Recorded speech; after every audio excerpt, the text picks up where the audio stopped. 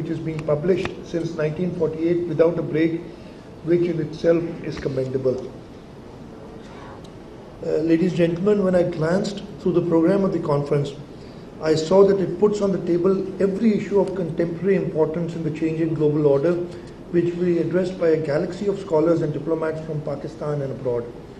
I was also impressed that the program ends on a note of peace and fluid global order.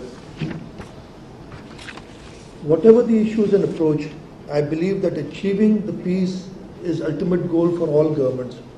We realize that the world is mired by conflicts and divisions for reasons which are historical and geographical, and for no reasons at all also, I'd say. Hence, a concerted approach to all issues and challenges within and outside Pakistan is the need of the hour. In recent years, we've seen the shift of geopolitical power from the west to the east. We have witnessed the rise of Asia, especially through ASEAN, a resilient Africa, and more importantly, an assertive China with its expanding outreach through its Belt and Road Initiative, and a resurgent Russia. We ourselves are beneficiaries of China-Pakistan Economic Corridor, which will bring vast economic benefits to our country. Our own region is beset with unsettled issues, which I see are covered in the program. The unresolved Kashmir issue and the unrelenting brutality of the Indian government against the Kashmiri people is a cause of universal concern. Their sufferings continue unabated, and so does their resolve to decide their own future. The Taliban government in Afghanistan poses a challenge to all players in the region, and Pakistan faces its own challenges not only of border security but also water and food security. However, ladies and gentlemen, we must remember that Pakistan is the fifth largest country in the world and has been an active and progressive power on the world stage. In the changing global order, it is one of the 9 declared nuclear powers. It is a responsible nuclear power which has always used nuclear energy for peaceful purposes. Even as a young nation, it stood by countries struggling against colonial rule and lobbied for their independence from their colonial masters. A member of many treaties dealing with support and development and least developed countries and humanitarian laws, it is one of the foremost providers of peacekeepers to the United Nations forces. It is a member of the intergovernment organizations such as Organization for Islamic Cooperation, the South Asian Association of Regional Cooperation, and of the Shanghai Cooperation Organization, which is the largest regional organization in the world.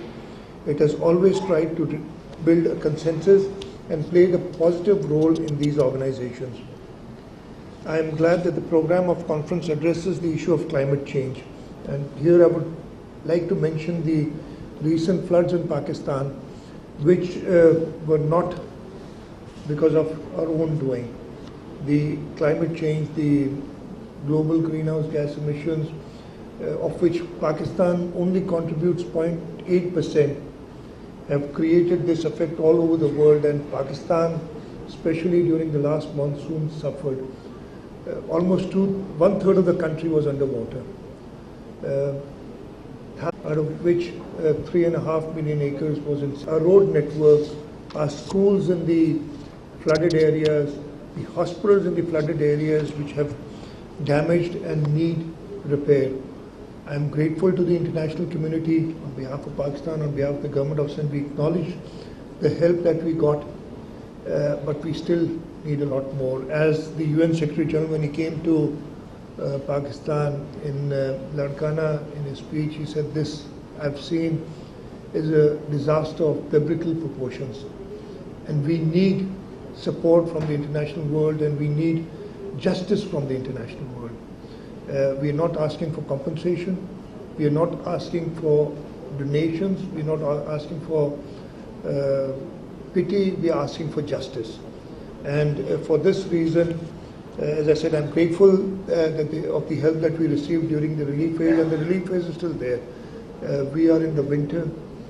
I'm actually, after this conference, and there was a last minute hitch because I had forgotten that I'd made a schedule for visiting the flooded areas, but then I changed my plan, and after I'll go this afternoon. I have to visit some flood areas because still the relief effort is on.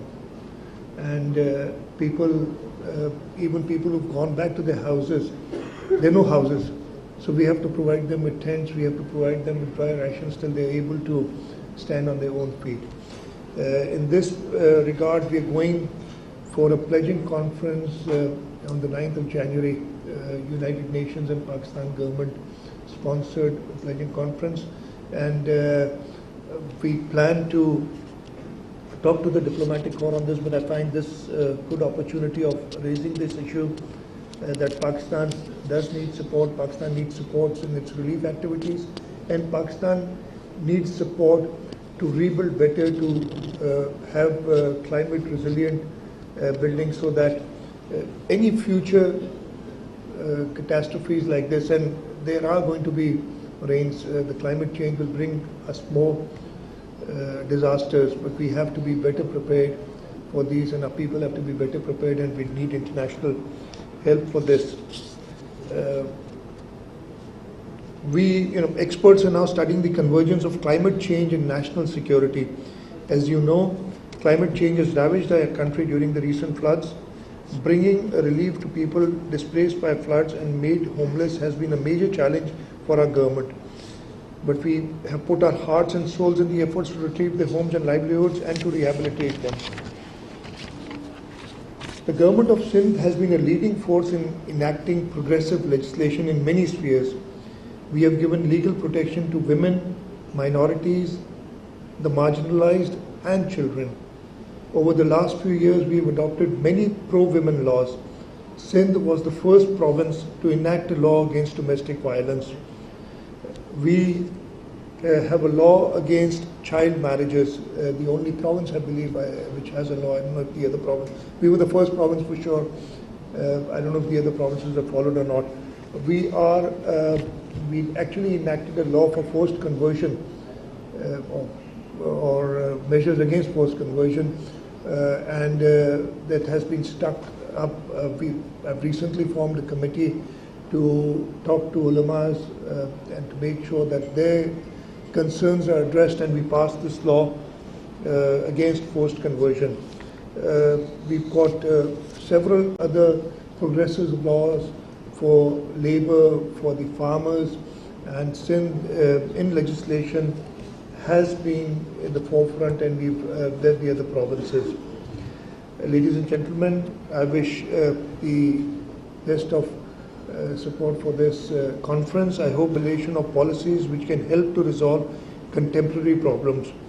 I appreciate the efforts of Dr. Masuma Hassan, Chairperson of the Pakistan Institute of International Affairs, its council members, and a team for academic achievements, and wish them continued success for the future. Once again, thank you very much for inviting me here. It's a pleasure and honor for me. I would have liked to spend some more time here, but unfortunately, because I have to leave, and I'll be back, unfortunately, late tomorrow evening. Otherwise, I would have loved to be here. But Dr. Sahib, I look forward to the recommendations from this conference and anything which the provincial government can do to make Pakistan a better place, and to have Pakistan put Pakistan in a better position in the international arena. I assure you of our fullest cooperation. Thank you very much once again. Pakistan Zindabad. Conference में मुनासिब नहीं है, मैं बाद में कर लूँगा.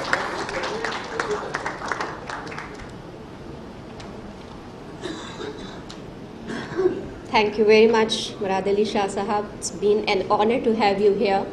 So this brings us to the end of inaugural session. Tea is served right here in the room. We will regather at 11:50 for the session 1 in Ballroom B. Thank you very much. Thank you.